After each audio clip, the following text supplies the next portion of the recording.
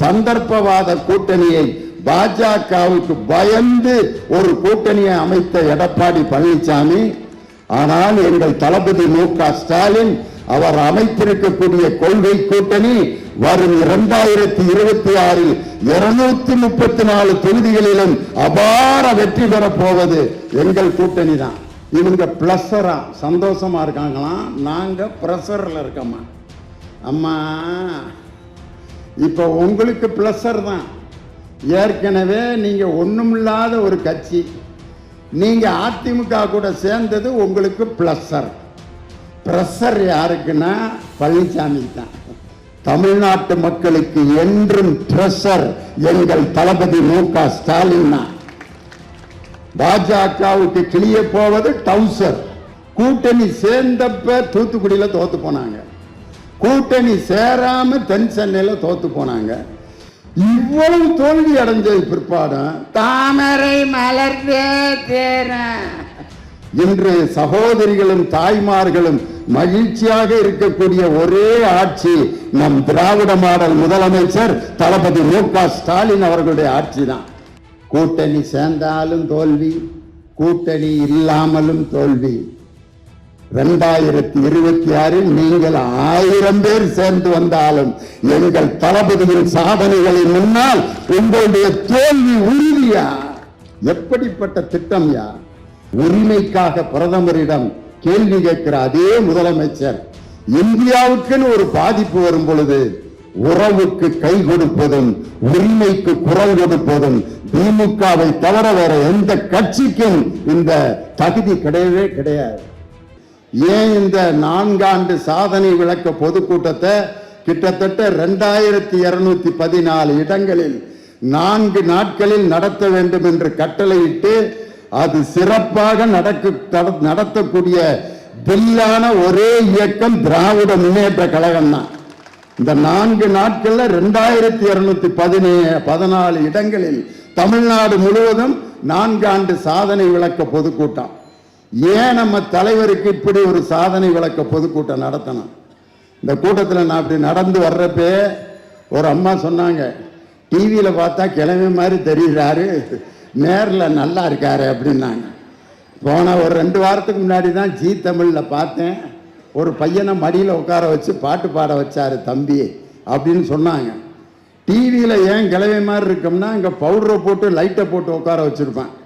இங்கே நாங்கள் அழகா இருக்கிறதுக்கு ஒரே காரணம், நான் நின்று கொண்டிருப்பது திராவிட முன்னேற்ற கழகத்தின் மேடை, தன்மானத்தின் மேடை, பகுத்தறிவின் மேடை.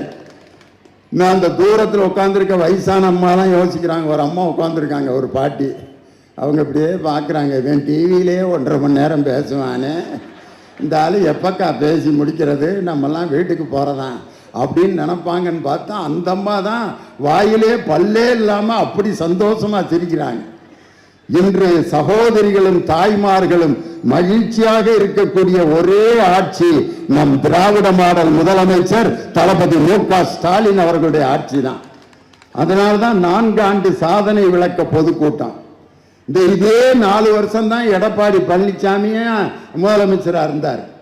இன்னைக்கு பார்த்தீங்கன்னா ஒரு ஓட்ட வண்டி ஏற்கனவே ஆக்சிடென்ட் ஆகி முன்னால இன்ஜின்லாம் காலியான ஒரு வண்டியை திரும்ப எடுத்து ஓட்டிக்கிட்டு டகர டகர டகர டகரன்னு வந்துக்கிட்டு இருக்காரு. யார்? டிரைவர் எடப்பாடி பழனிசாமி. ஒருத்தன் கேட்குறானே, போயிரும்ல அப்படின்னா, போகிறதுக்கு தாண்டா ஓட்டிக்கிட்டு இருக்கேன், நீ என்னடா ஆரம்பிக்கிறப்ப இப்படி கேட்டுக்கிட்டு இருக்க? இந்த வண்டியில் தான் ஏற்கனவே உட்காந்து விழுந்து எந்திரிச்சியலே, திருப்பி அதே வண்டியில் உட்காந்து ஏனே போகிற. அந்த வண்டி வேற எதுவும் இல்லை, பாரதிய ஜனதா கட்சி தான்.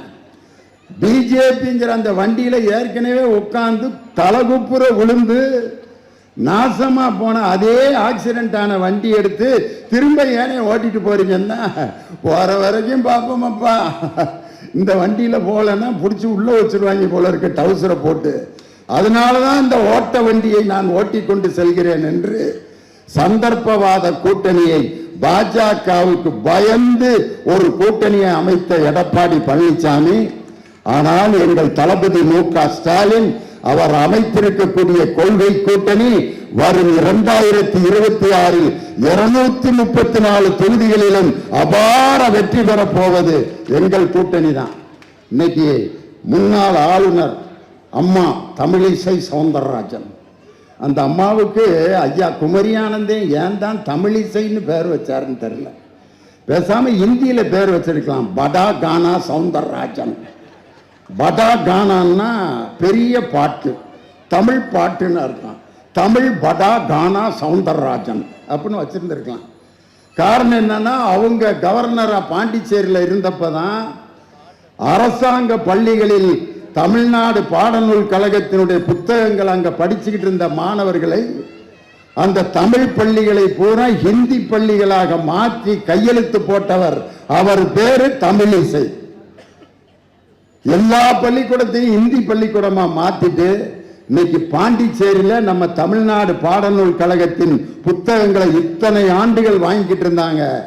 என்னைக்கு தமிழிசை சவுந்தரராஜன் அன்னைக்கு கவர்னர் ஆனாங்களோ, தமிழ்நாடு பாடநூல் கழகத்தை பாண்டிச்சேரிக்கு அந்த புத்தகத்தை படிக்க விடாமல் ஹிந்திக்காரர்கள் உண்டாக்கிய அந்த ஹிந்தி பாட புத்தகங்களை வழங்கிய அந்த தமிழிசை சவுந்தரராஜன் அம்மா பேசுறாங்க, எங்களுக்கு பிரஷர், எங்களுக்கு பிளஸர். அவங்க பிளஸர்னா சந்தோஷம், எங்களுக்கு பிளஸர்.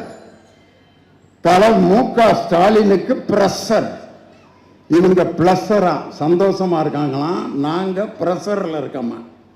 அம்மா இப்ப உங்களுக்கு பிளஸர் தான். ஏற்கனவே நீங்க ஒண்ணுமில்லாத ஒரு கட்சி, நீங்க அதிமுக கூட சேர்ந்தது உங்களுக்கு பிளஸர். பிரஷர் யாருக்குன்னா பழனிசாமி தான். ஏற்கனவே தோத்ததை விட கேவலமா தோக்க போறோமே அப்படிங்கிற பிரஷர் யாருக்குன்னா பழனிசாமி. இதை விட இன்னொரு அர்த்தம் சொல்றேன், பெரிய டி ராஜேந்தர் மாதிரி வசனம், எங்களுக்கு பிளஸர் அவர்களுக்கு பிரஷர். இன்னைக்கு நான் சொல்றேன், எடப்பாடி பழனிசாமியும் பாஜகவும் சேர்ந்து அடைய போவது கிரஷர். உங்களை கசைக்கு மக்கள் புளிய போகிறார்கள். தமிழ்நாட்டு மக்களுக்கு என்றும் ட்ரெஷர் எங்கள் தளபதி மு.க. ஸ்டாலின். பாஜகவுக்கு கிளிய போவது டவுசர். பாத்தீங்களா, நாங்களும் பேசுவோம்ல வசனம். உங்களுக்கு பிளஸர், அதிமுகவுக்கு பிரஷர்.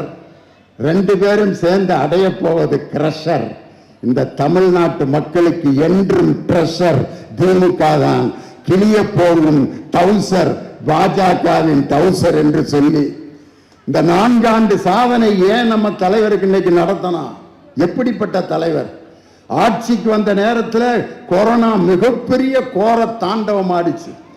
அந்த நேரத்தில் அந்த கொரோனாவை ஒழிக்க அவர் எடுத்த நடவடிக்கைகள், கிட்டத்தட்ட 7000 படுக்கைகள் உடனடியாக எல்லா அரசு மருத்துவமனைகளுக்கும் ஏற்படுத்தி 3000 ஆக்சிஜன் படுக்கைகளை உடனடியாக ஏற்படுத்தி, அன்று நிதியமைச்சராக இருந்த நம்ம அன்பு சகோதரர் தங்கம் தென்னரசு அவர்களை பயன்படுத்தி ஆக்சிஜன் தயாரிக்கக்கூடிய இடத்தை உடனடியாக ஏற்பாடு செய்து அந்த கொரோனாவை 2ஆம் அலையை 6 மாதங்களில் விரட்டி அடித்த ஒரே தலைவர் நம் தளபதி மு.க. ஸ்டாலின். எப்படி விரட்டி அடிச்சாரு? வார் ரூம்னு ஒண்ணு அமைச்சார். அந்த வார் ரூமுக்கு ராத்திரி 11 மணிக்கு போறாரியா ஒரு முதலமைச்சர். இரவு 11 மணி போறப்ப அதுல யார வார் ரூம்னா என்ன அர்த்தம்னா, யார் யார் என்னென்ன பிரச்சனைகள் இருக்கோ அதை சொல்லக்கூடிய இடம் வார் ரூம். 11 மணிக்கு ஒரு அம்மாட்ட இருந்து போன் வருது. அதை எடுக்கிறதுக்கு ஒரு டாக்டர் எடுக்கிறாரு. முதலமைச்சர் வாங்கிட்டாரு அந்த போனை.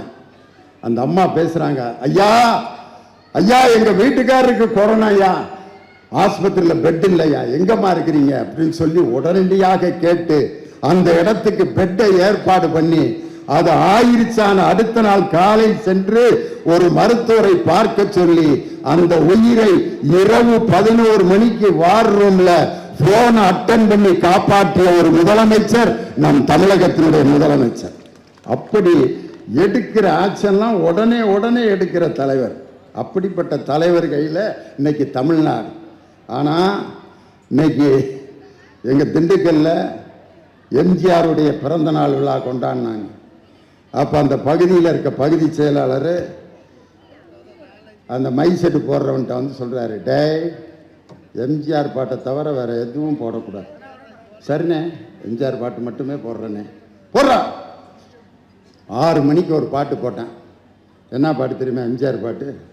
உதய சூரியனின் பார்வையிலே உலகம் விழித்து கொண்ட வேளையிலே நீ மையத்தில் இருக்கும் குளிர் காற்று எந்த இதயத்தை தொடுகிறது. அந்த மையத்தில் சேரன் கொடி பறந்த அந்த காலம் தெரியும். வந்தார் பகுதி செயலாளர். எம்ஜிஆர் பாட்டு போட சொன்னா என்ன உதயசூரியன்? எம்ஜிஆர் பாடினா தான் அது அன்பே வாழ மொதல் பாட்டு. அப்படியா? எம்ஜிஆரே உதயசூரியனை பற்றி பாடியிருக்காரா? இது தெரிஞ்சிருந்தா நீ ஏன்டா அதிமுகவில் இருக்க? இவ்வளவு அறிவு இருந்தா ஏன் அதிமுகவில் இருக்க? அப்புறம் சொல்லியிருக்கான் பகுதி செயலாளர், டேய் கருப்பு சிவப்பு உதயசூரியன் இதெல்லாம் வராத பாட்டாக போடணும், தெரியுதா? சரிண்ணே, அடியிலேருந்து ஒரு சீடி எடுத்து போடுறேன். என்ன பாட்டு தெரியுமா? கருப்பென்றும் சிவப்பென்றும் வேற்றுமையாய் கருதாமல் எல்லோரும் ஒற்றுமையாய். உதச்சிருவோண்டா. இதே பாட்டா எடுத்துட்டு வந்திருக்கா நீ? நான் எடுக்கிறேன்டா ஒரு சீடின்ட்டு பகுதி செயலாளர் ஒரு சீடி எடுத்தேன். அவன் போட்டான். என்ன பாட்டு வந்துச்சு தெரியுமா? நீ கடவுளை பார்த்தது கிடையாது, அவன் கருப்பா சிவப்பா தெரியாது, இறைவன் ஒருவன் இருக்கின்றான், இந்த ஏழையின் உழைப்பில் சிரிக்கின்றான்.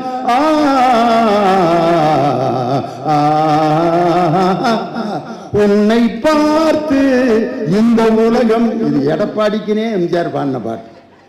உன்னை பார்த்து இந்த உலகம் சிரிக்கிறது, உன் செயலை பார்த்து உன் நிழலும் வெறுக்கிறது. வந்தான் பகுதி செயலாளர். நான் வீட்டில இருந்து ஒரு சீடி எடுத்துட்டு வரேன்டா, நீ பூரா கருப்பு சோப்பு சீடியா வச்சிருக்க அப்படின்னு வீட்டில இருந்து ஒரு சீடி எடுத்துட்டு வந்து போட்டேன். பாட்டு. உயர்ந்தவர் என்ன தாழ்ந்தவர் என்ன, உடல் மட்டுமே கருப்பு, அவர் உதிரம் எங்கும் சிவப்பு. மை செட்லாம் தூக்கி ஒடிச்சிருவோண்டா, நினைச்சிட்டு இருக்க அப்படின்ட்டு இந்த சின்ன பையன் மாதிரி ஒருத்தனை கூப்பிட்டு, டேய் நீ எடுறா ஒரு சீடிய அப்படின்ட்டு எடுத்து அவன் போட்டான். என்ன பாட்டு வந்துச்சு தெரியுமா? கூந்தல் கருப்பு ஆஹா குங்குமம் சிவப்பு ஓஹோ.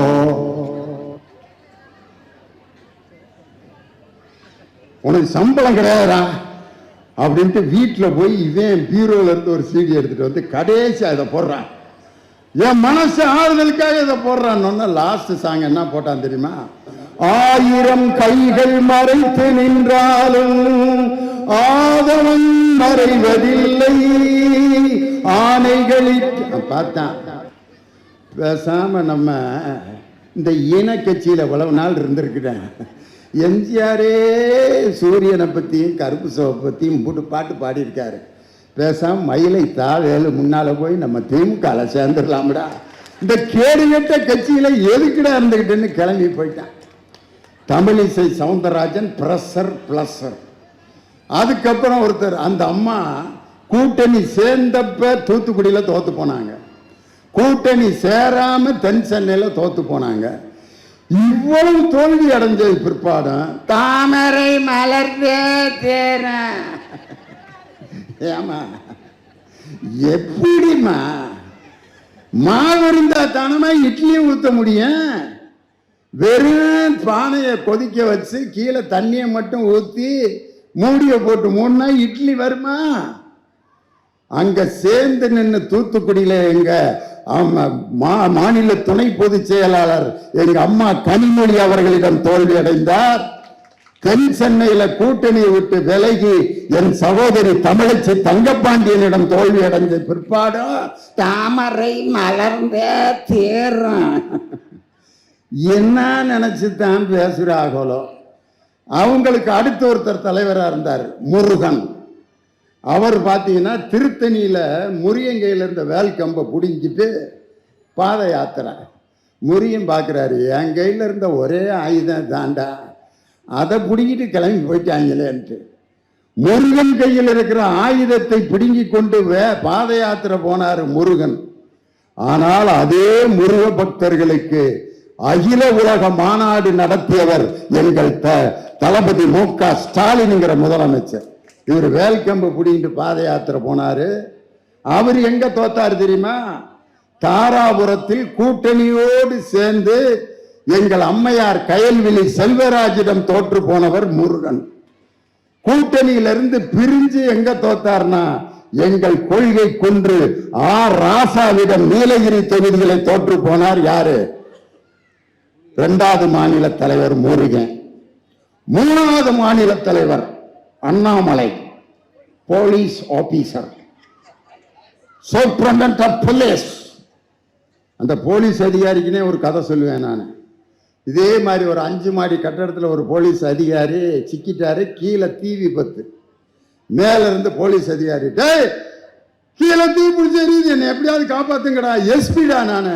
கீழே இருக்க கான்ஸ்டபிளாம், எஸ்பி உங்களை நாங்க காப்பாத்துறோம். ஒரு பெரிய வலை ஒன்றை எடுத்து இப்படி பிடிச்சிக்கிட்டாங்க. எஸ்பி ஐயா மேல இருந்து குதிங்க. எஸ்பி 1 2 3 சொன்ன குதிங்கயா. 1 2 3 எஸ்பி குதிச்சார். எஸ்பி பக்கத்தில் வந்தோன்னே எஸ்பியை பார்த்தோன்னா கான்ஸ்டபிள்லாம் என்ன செய்வாங்க? அப்படின்னா நெட்டை விட்டுட்டாங்க. எஸ்பி கீழே விழுந்து மூஞ்சி முகரையெல்லாம் பேந்து மூக்கில் டீப்பு சொரிய ஆஸ்பத்திரியில் கோமால கிடக்கிறார். இப்போ அண்ணாமலை நிலைமை அதுதான். இப்போ அவரு அரவக்குறிச்சியில் கூட்டணி சேர்ந்தப்ப எங்கள் அன்பு தம்பி செந்தில் பாலாஜி அவர்களால் அந்த அரவக்குறிச்சியில் மொஞ்சனூர் இளங்கோ என்ற சாதாரண தொண்டனிடம் தோற்று போனார் அண்ணாமலை. அதுக்கு அடுத்து கூட்டணியில் இருந்து விலகினால் நாங்கள் ஜெயிப்போம்னு கோயம்புத்தூர் போய் நின்னார். கணபதி ராஜ்குமார் என்ற திராவிட முன்னேற்ற கழகத்தின் வேட்பாளரிடம் கூட்டணி இல்லாமல் தோல்வி அடைந்தவர் அண்ணாமலை. கூட்டணி சேர்ந்தாலும் தோல்வி, கூட்டணி இல்லாமலும் தோல்வி. 2026 நீங்கள் 1000 பேர் சேர்ந்து வந்தாலும் எங்கள் தளபதியின் சாதனைகளை முன்னால் உங்களுடைய தோல்வி உறுதியா. எப்படிப்பட்ட திட்டம் யா. இன்னைக்கு 41% இந்தியாவிலேயே அதிக வேலை பார்க்கும் பெண்கள் இருக்கிற மாநிலம் தமிழ்நாடு. 41%. இந்தியாவிலேயே பெண்கள் வேலை பார்க்கக்கூடிய சதவீதம் 18% தான். இந்தியா முழுவதும் வேலை பார்க்கும் பெண்களை கணக்கில் எடுத்தால் 18%. ஆனா தமிழ்நாட்டில் மட்டும் 41% பெண்கள் வெளியில் வேலைக்கு செல்கிறார்கள் என்று சொன்னால் இந்தியாவிலேயே பாதுகாப்பான மாநிலம் பெண்களுக்கு தமிழ்நாடு என்று நான் சொல்லவில்லை, இந்திய குற்ற ஆவண காப்பகம் வெளியிட்ட அறிக்கை சொல்லுது. ஆனா இன்னைக்கு எடப்பாடி பழனிசாமி ஒரு வீடியோ எடுத்துட்டு வந்து, அன்பார்ந்தவரில் பத்திரிகைக்காரங்கள நான் ஒரு வீடியோ போட்டு காட்டுறேன் எல்லாரும் பாருங்க அப்படின்னு போட்டு காமிக்கிறார். என்னன்னா ஒரு அம்மா சைக்கிளை காணான்னு ஒரு காவல்துறையில் போய் போலீஸ் ஸ்டேஷனில் புகார் கொடுக்குது. அந்த காவல்துறையில் இருக்க அந்த இன்ஸ்பெக்டர் அந்த அம்மாவை தவறாக பயன்படுத்தி ஏதோ பிரச்சனை ஆயிடுச்சு. அந்த ஆள் தவறு செய்தவன் என்றால் உடனடியாக நீதிமன்றத்தில் அவனை இது பண்ணி அவனுக்கு தண்டனை கொடுக்க போவது உறுதி. இவர் அதை எடுத்துட்டு வந்து அக்கிரமம் எல்லாம் நடக்கிறத, இப்படி சமூகம் கெட்டு போய்விட்டத, சட்டம் ஒழுங்கு கெட்டு போய்விட்டத. எடப்பாடி பழனிசாமி அவர்களே, சட்டம் ஒழுங்கு கெட்டு போனதை பற்றி நீங்க பேசக்கூடாது. தூத்துக்குடியில் 13 உயிர்கள் கொலை செய்யப்பட்டது யாருங்க காரணம்? போலீஸ் மந்திரி அவர் அப்பா. பத்திரிகைக்காரங்க கேட்கிறாங்க, நீங்க தானே காவல்துறை மந்திரி, எப்படி 13 பேரை சுட்டாங்கன்னதுக்கு அவர் ஒரு பதில் சொன்னார் பாருங்க. நான் டிவியில பார்த்து தான் இது எனக்கு தெரியும். அட கேடு கட்ட குப்பை, நீங்கள் எங்கள் தளபதியை கை நீட்டி குற்றம் சொல்வதற்கு எடப்பாடி பழனிசாமிக்கு எந்த யோக்கியதும் இல்லையா. ஒரு 6 மாசத்துக்கு முன்னாடி எங்க திண்டுக்கல் சீனிவாசன் திண்டுக்கல்ல பேசுறாரு, அதிமுக கூட்டம். இதே மாதிரி ஒரு கூட்டத்தில், அன்பார்ந்த அதிமுக தொண்டர்களே, நாம் அனைவரும் கஷ்டப்பட்டு உழைத்து வேலை பார்த்து 2026 மு.க. ஸ்டாலின் அவர்களை முதல்வராக்க வேண்டும் அப்படின்ட்டாரு. உடனே எல்லாரும் வேட்டியை பிடிச்சிட்டு, அண்ணே அண்ணே என்னடா சொன்னேன், என்ன சொன்னேன், அண்ணே ஸ்டாலினை முதல்வர் ஆக்கணும். அப்படியா சொல்லியிருக்கேன்? இல்லை எடப்பாடி, அதான் சொன்னதாயா, என் தலைவன் தாயா 2026 முதலமைச்சர் ஆவாரு. உங்க கட்சியோட பொருளாளரே சொல்லிட்டாரு. பாதுகா 41% பெண்கள் இன்னைக்கு வேலைக்கு செல்கிற மாநிலம் நமது தமிழ்நாடு. அதுல இந்த பஸ்ல அவங்க போறதை பார்க்கணுமே பெண்கள்.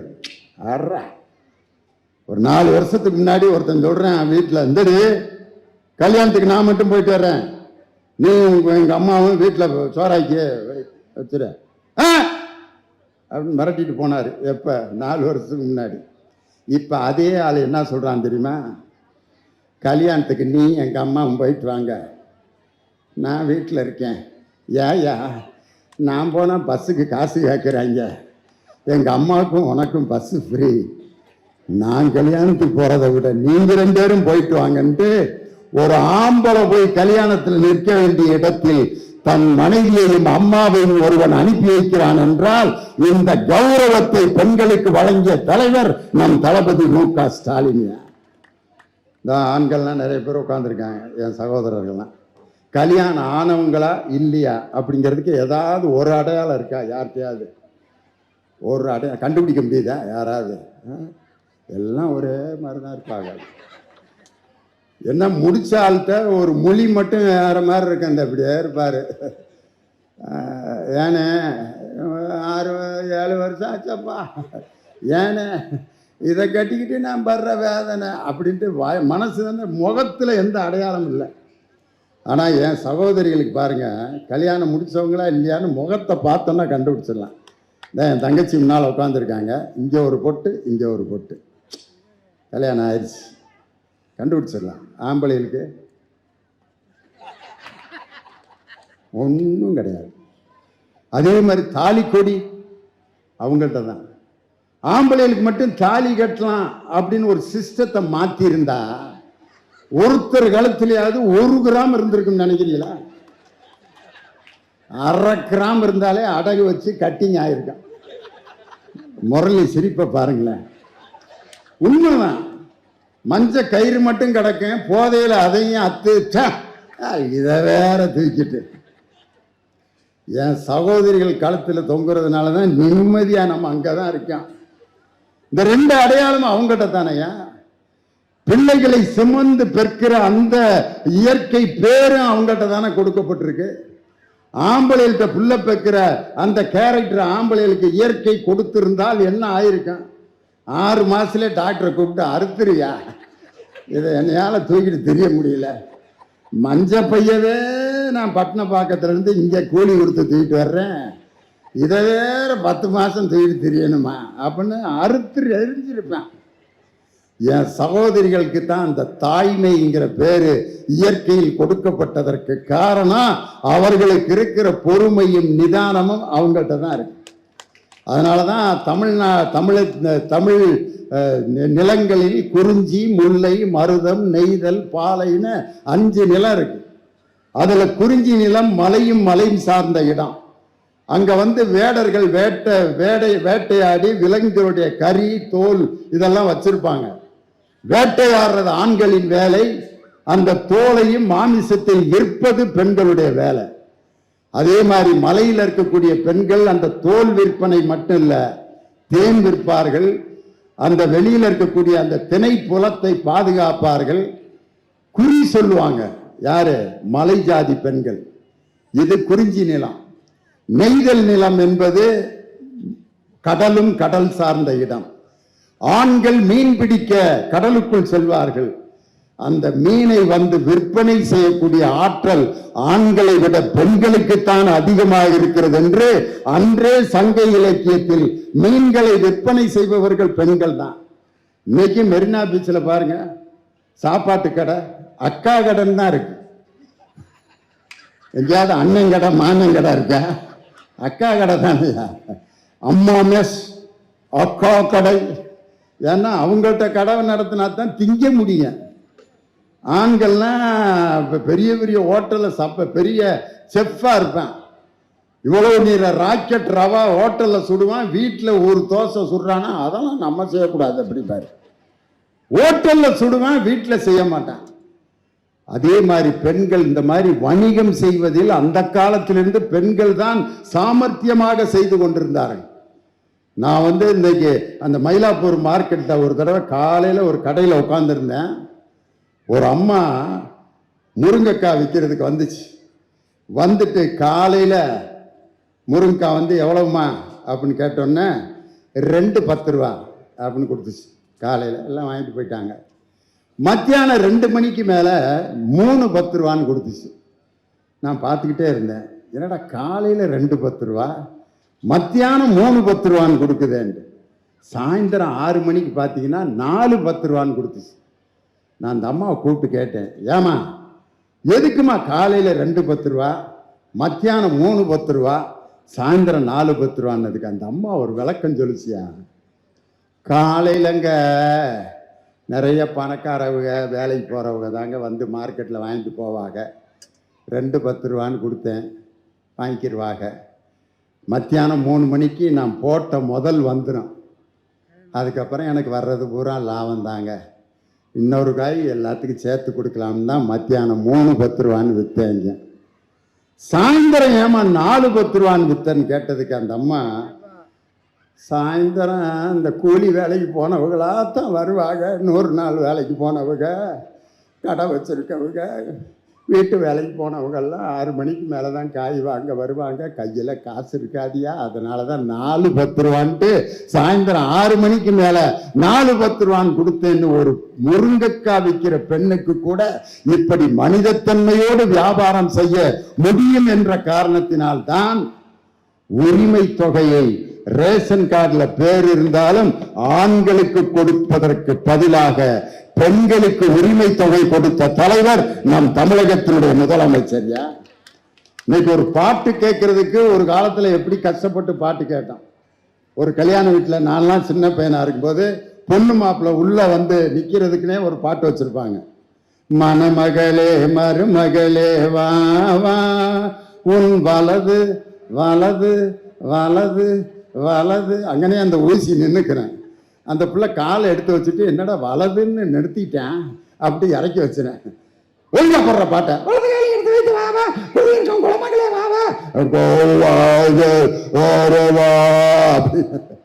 அந்த அம்மா நான் ஒரு 5 நாள் கழிச்சு வாரண்டா, உள்ள கூப்பிடுறப்பே இப்படி சகனம் சரியில்லாம கூப்பிடுறாங்க. ரெக்கார்டில் பாட்டு கேட்டான். அதுக்கப்புறம் ஆடியோ கேசட் இப்படி உள்ள சொருகணுன்னா play, fast forward, rewind, record அப்படின்னு இருக்கேன். டபக்குன்னு அமுக்குவான், கேசட் வெளியே வரும், ஆடியோ கேசட். அதுக்கப்புறம் சிடி. இப்போ எல்லாம் சிடியும் கிடையாது, ஆடியோ கேசட்டும் கிடையாது, ரெக்கார்டு பிளேயரும் கிடையாது. ஒரு மொபைல் ஃபோனில் மெமரி கார்டுன்னு இந்த இவ்வளோதான் இருக்கு, 1000 பாட்டு இருக்கு அதில். அது வீட்டில் இப்போ ஒரு மிஷின் வச்சுருக்கான், அலெக்சா. அது என்ன பாட்டுக்கு சொன்னாலும் போடுது. அலெக்சா முருகன் பாட்டு, கற்பனை என்றாலும் அப்படின்னா அலெக்சா பாடுது. கற்பனை என்றாலும் கச்சிலை என்றாலும் கந்தனே உனை மறவேன். ஸ்டாப், நிறுத்திடுது. இறைவனிடம் கையேந்துங்கள், அப்படி இஸ்லாமிய பாட்டு. இறைவனிடம் கையேந்துங்கள், அவன் இல்லை என்று சொல்லுவதில்லை. Alexa stop. சந்தோஷம் பொங்குதே, எது? கிறிஸ்தவ பாட்டு. சந்தோஷம் பொங்குது, சந்தோஷம் பொங்குது, சந்தோஷம் என்னில் பொங்குது, அல்லேலூயா இயேசு என்னை ரட்சித்தார், முற்றும் என்னை மாற்றினார், சந்தோஷம் என்னில் பொங்குது. அலெக்சாங்கிறது ஒரு அறிவியல் எந்திரம். அதுக்கு ஜாதி கிடையாது, மதம் கிடையாது. எந்த பாட்டு ஃபீட் பண்ணாலும் ஜாதி மத வித்தியாசம் இல்லாம ஒரு அறிவியல் சாதனம் பாடுது. இந்த லியோனி 3 பாட்டையும் பாடினேன், என் குரலை எந்த சாமியும் அழிக்கல. ஆனால் 3 மதத்தினரையும் தமிழர்கள் என்று ஒன்றுபடுத்திய ஒரே இயக்கம் நம் திராவிட முன்னேற்ற கழகம். அந்த தமிழ் மொழிக்கு ஒரு ஆபத்து வரும்போது மும்மொழி கொள்கையை எதிர்த்து இருமொழி கொள்கைக்கு ஆதரவு அளித்த முதலமைச்சர் நம் தளபதி மு.க. ஸ்டாலின் என்கிற முதலமைச்சர். அது மட்டும் இல்ல, இன்னைக்கு நாட்டில் போர் மேகம் சூழ்ந்திருக்கிறது. ஒரு 10 நாட்களுக்கு, ஒரு 5 நாட்களுக்கு முன்பு காஷ்மீரிலே சுற்றுலா சென்ற பயணிகளை தீவிரவாதிகள் சுட்டுக் கொன்றார்கள். அப்படி செய்யப்பட்ட அந்த கொலைக்கு சட்டமன்றத்தில் இந்தியாவிலே முதலில் தீர்மானம் நிறைவேற்றி தீவிரவாதம் எந்த நிலையில் நடந்தாலும் அதை தடுப்பதற்கு திராவிட முன்னேற்ற கழகமும் தமிழ்நாடும் பிரதமருக்கு துணை நிற்கும் என்று அறைகூவல் விடுத்த ஒரே முதலமைச்சர் நம் தளபதி மு.க. ஸ்டாலின். உரிமைக்காக பிரதமரிடம் கேள்வி கேட்கிற அதே முதலமைச்சர் இந்தியாவுக்குன்னு ஒரு பாதிப்பு வரும் பொழுது உறவுக்கு கை கொடுப்பதும் உரிமைக்கு குரல் கொடுப்பதும் திமுகவை தவிர வேற எந்த கட்சிக்கும் இந்த தகுதி கிடையவே கிடையாது. இன்னைக்கு அது மட்டும் இல்ல, நம்ம தமிழ்நாட்டுக்கு இந்திய ராணுவ அதிகாரி ஒருத்தர் வந்தார், பிபின் ராவத். அவர் ஹெலிகாப்டர்ல வரும்போது ஊட்டியில அந்த மலையில மோதி விபத்துக்குள்ளாகி அவரும் அவருடைய மனைவியும் ஹெலிகாப்டர் விபத்துல இறந்துட்டாங்க. அப்ப நம்ம தமிழகத்தினுடைய முதலமைச்சர் அந்த இடத்துக்கு உடனடியாக ஓடி சென்று 2 நாட்கள் அந்த இடத்திலேயே தங்கி அவருக்கு இறுதி சடங்கு வரை செய்து அவர்களுடைய உடலை டெல்லிக்கு அனுப்பும் வரை 2 நாட்கள் அங்கேயே இருந்து தேசிய கடமையை நிறைவேற்றிய ஒரு தலைவர் நம் தமிழகத்தினுடைய முதலமைச்சர் இல்லையா? அப்படிப்பட்ட தலைவர். இன்னைக்கு பார்த்தீங்க அப்படின்னு சொன்னா, இன்று நடைபெற்றுக் கொண்டிருக்கக்கூடிய எத்தனையோ சம்பவங்களில் அவருடைய திட்டங்களில் ரொம்ப முக்கியமான ஒரு திட்டம் எது தெரியுமா? மாற்றுத்திறனாளி. உண்மையிலே இன்னைக்கு நம்ம ரோட்ல நடந்து வரும்போது பார்த்தீங்கன்னா ஒரு வேன்ல நிறைய இன்ஸ்ட்ருமெண்ட்லாம் வச்சுக்கிட்டு பாட்டு பாடிட்டு வருவாங்க. ராசாத்தி ஒன்ன காணாத நெஞ்சு காத்தாடி போலா ஒரு வேன்ல அவர்களுடைய வயிற்று பிழைப்புக்காக பாட்டு பாடி கண் தெரியாதவர்கள் பாடிக்கொண்டு செல்வார்கள். அதே மாதிரி ரோட்ல நீங்க பார்த்தீங்கன்னா ஒரு இடத்துல உட்கார்ந்து ஒரு சின்ன கடை வச்சுக்கிட்டு பொழைச்சிட்டு இருப்பாங்க மாற்றுத்திறனாளி. அந்த மாற்றுத்திறனாளிகளும் கடலில் வந்து தங்கள் கால்களை நனைக்க வேண்டும் என்பதற்காக அவர்களுக்கென்று ஒரு தனிப்பாதை அமைத்த ஒரே முதலமைச்சர் நம் தமிழகத்தினுடைய முதலமைச்சர். அது மட்டும் இல்ல, இப்ப அண்மையில ஒரு சட்டம் போட்டிருக்காரு, உள்ளாட்சி தேர்தலில் 12,000 இடங்கள் மாற்றுத்திறனாளிகளுக்கு நியமிக்கப்பட்ட உறுப்பினர்களாக அவர்களை பணியில் அமர்த்துவோம் என்று சொல்லி அந்த மாற்றுத்திறனாளிகளின் வாழ்க்கையில் ஒளியேற்றிய முதலமைச்சர் நம் தமிழகத்தினுடைய முதலமைச்சர். இப்படி ஏகப்பட்ட திட்டம். அது மட்டும் இல்ல, இன்னைக்கு ஒரு பெண்ணுக்கு வந்து கல்விங்கிறது எவ்வளவு முக்கியம் அப்படிங்கிறத என் தலைவர் தான் உணர்ந்தார். ஒரு பெண்ணுக்கு எது அழகு? ஒரு பெண்ணுக்கு அழகு மிகப்பெரிய அழகு. அழகா இருக்கணும்னு சொன்னோம்னா அவ்வளவு சந்தோஷப்படுவாங்க. அதனாலதான் சினிமா பாட்டில் பார்த்தீங்கன்னா ஒவ்வொருத்தரும் அவங்களுக்கு தகுந்த மாதிரி பெண்களுடைய அழகை வர்ணிப்பார்கள். பழைய பாட்டில எல்லாம் பார்த்தீங்கன்னா டி.ஆர். மகாலிங்கம் பாட்டில் அவள் செந்தமிழ் தேன் மொழியால் நிலாவென சிரிக்கும் மலர் கொடியால், நிலாவென சிரிக்கும் மலர் கொடியால் அப்படின்னு வர்ணிப்பாரு. இப்போ ஒருத்தர் ஒரு பாட்டு, ஏ கோழி சோடாவே, ஏ கறி குழம்பே, ஏ குட்டி பொட்டி நான் டெக்னி, ஏ வெயிட் கட்ட, ஏ தில்லுசு கட்ட. ஒரு பெண்ணை அவங்க வாய்க்கு வந்ததெல்லாம் கறி குழம்பு, சாம்பார், புளிக்குழம்பு, வெள்ளைப்பூடு குழம்பு, எது வேணாலும் வாய்க்கு வந்ததெல்லாம் வர்ணிக்கலாம். இன்னொரு பாட்டு இப்ப ரீசெண்டா வந்துச்சு, நீ இருக்கிறது ஓலை கொட்டாயா, சும்மா நடக்கிறது தவளை கட்டாயா, மஜாவா இருக்கிறிய பஞ்சு முட்டாயா, ஆமா பஞ்சு முட்டாயா, சோஜாவா இருக்கிறிய ஓமடியில சாஞ்சு, தாஜாவா இருக்கிறிய வாட்டர் பாக்கெட்டு மூஞ்சி, வாட்டர் பாக்கெட்டு மாதிரி இருக்கான் மூஞ்சி அப்படின்னு வர்ணிச்சார்.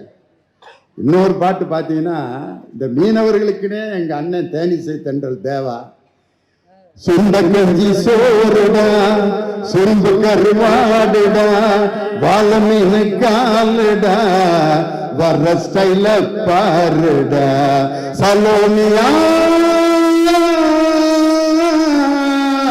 சலோமியா விரலோ நெத்திலிமே கண்ணோ காரப்பொடி விரலோ நெத்திலிமே கண்ணோ காரப்பொடி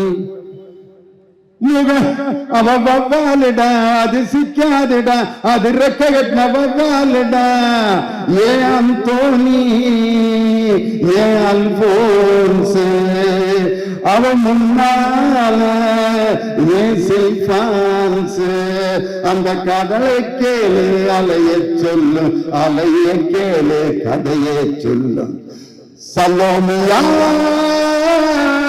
சுண்டக்கஞ்சி சோறுடா சுரும்புக்கரு வாடுடா வாழை மீன் காலுடா வைரஸ்டைல பாருடா விரலோ நெத்திலி மீன் கண்ணோ காரப்பொடி முகம் தெளித்தி மீன் மனசோ சென்னாங்குண்ணி அப்படின்ட்டு வரிசையா மீனா சொல்லிட்டு இருப்பாரு.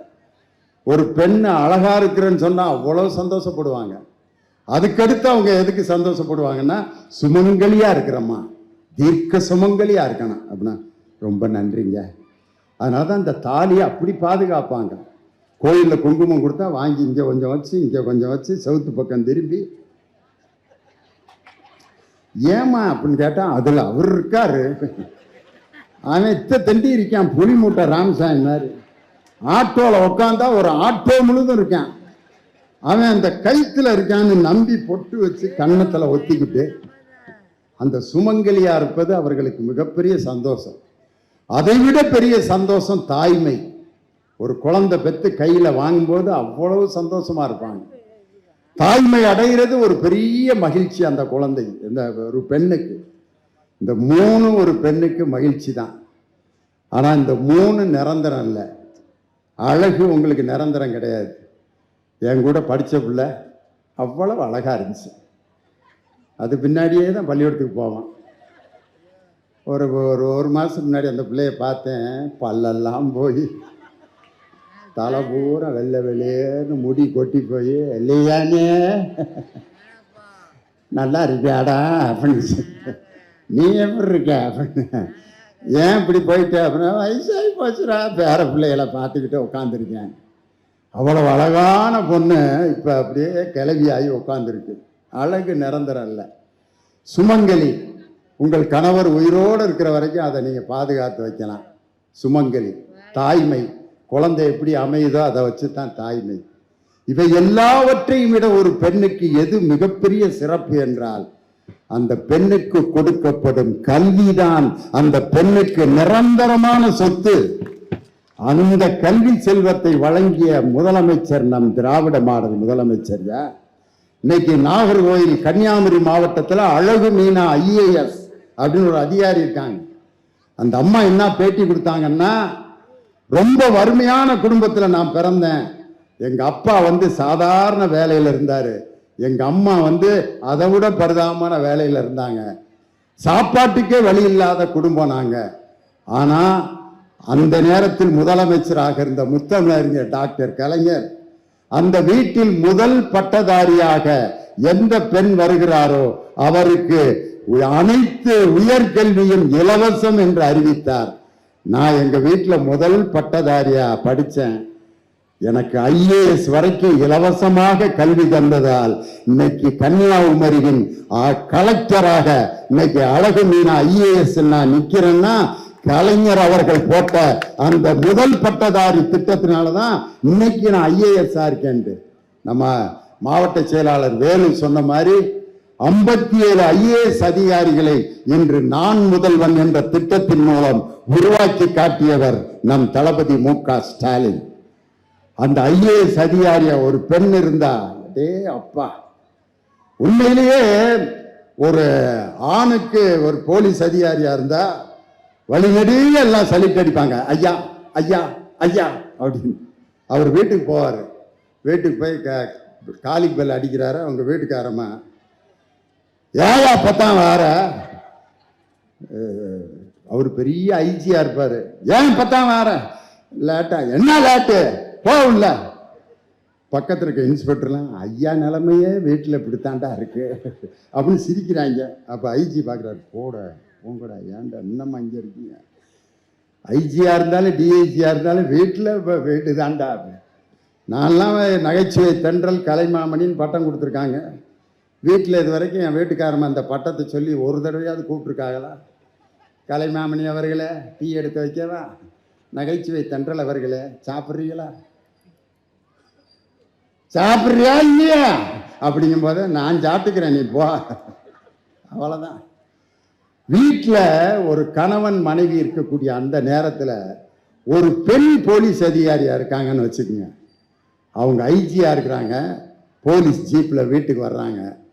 அவங்க வீட்டுக்காரர் எந்த பொறுப்பில் வேணாலும் இருக்கட்டும், கதவை திறந்தோன்னே தன்னுடைய வீட்டுக்காரைக்கு ஒரு 10 கான்ஸ்டபிள் அப்படி நின்று சலிட் அடிக்கிறத அந்த புருஷன் பார்த்துட்டு, ஆஹா, உண்மையிலே நான் சலிட் அடிக்கிறத விட இந்த சமுதாயமே என் மனைவிக்கு சலிட் அடிக்கிறதுக்கு காரணம் அவளிடம் இருக்கக்கூடிய கல்வியும் அவளுக்கு கொடுக்கப்பட்ட அந்த பொறுப்பும் தான்.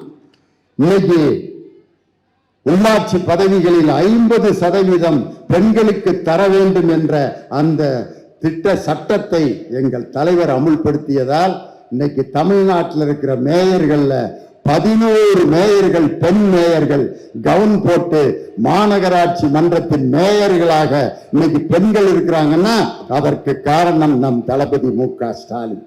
இப்படி எந்த திட்டங்களும் செய்யாத 4 ஆண்டுகள் வெறும் ஆட்சி செய்த எடப்பாடி பழனிசாமியும் மதவெறியால் இந்த நாட்டை பிளவுபடுத்துகின்ற பாஜகவும் அமைத்திருக்கக்கூடிய சந்தர்ப்பவாத கூட்டணி 2026 முறியடிக்கப்படும். எங்கள் தலைவர் மு.க. ஸ்டாலின் தான் 2026 ஆகஸ்ட் 15 அன்று மீண்டும் தமிழகத்தின் சுதந்திர தினத்தன்று தேசிய கொடியை ஏற்றுவார் என்று சொல்லி அதற்கு கட்டியம் கூறும் கூட்டம்தான் இந்த அருமையான கூட்டம் என்று சொல்லி அருமை சகோதரர் மயிலை தாவேலு அவர்களிடம் ஒப்படைக்கப்பட்ட அனைத்து சட்டமன்ற தொகுதிகளையும் வெற்றி தொகுதிகளாக மாற்றி என் தலைவரின் கழுத்திலே பூமாலையாக அதை அணிவிப்பார் என்று சொல்லி அவருடைய நிறைவான பணிக்கு உங்கள் பலத்த கரவொலி எழுப்பி அன்பு சகோதரர் மயிலை வேலு அவர்களை நீங்கள் வாழ்த்தும்படி அன்போடு கேட்டு விடைபெறுகிறேன். நன்றி, வணக்கம். டாக்டர் கலைஞர், திராவிட முன்னேற்ற கழகம், தமிழக முதல்வர் தளபதி ஸ்டாலின், இளைய தலைவர் உதயநிதி ஸ்டாலின்.